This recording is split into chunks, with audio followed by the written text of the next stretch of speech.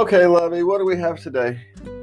What is the ideal number of calls a couple should exchange in a day?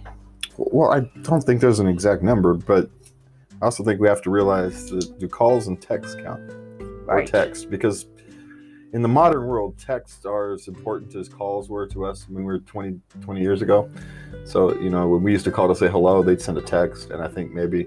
So there is some generational aspects to this that we should probably be considered. But as a rule of thumb is you need to stay in contact, as much contact as the person who needs it the most needs. I mean, if someone is, for whatever reason, needy of contact, then you need to contact with them. Now, you love them, so why wouldn't you? You need to call them 2-3 times a day, then call them 2-3 times a day. Now, if there's an underlying psychological issue that needs to be dealt with, that should be being dealt with.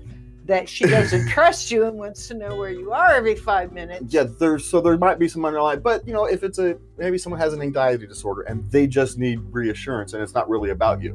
Right. And so then, okay, that's a fine. If you love somebody, you deal with it, right? Because you want to make them happy. But yes, if they're being controlling, shall we say, if it's a controlling behavior, then you have to be very careful.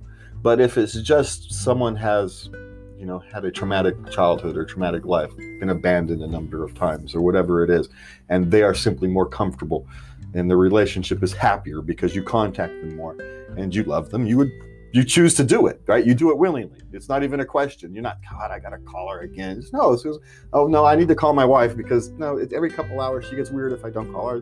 Take 5 minutes, come in, it'll be fine. And as long as she's happy, as long as everybody's happy, then it's great.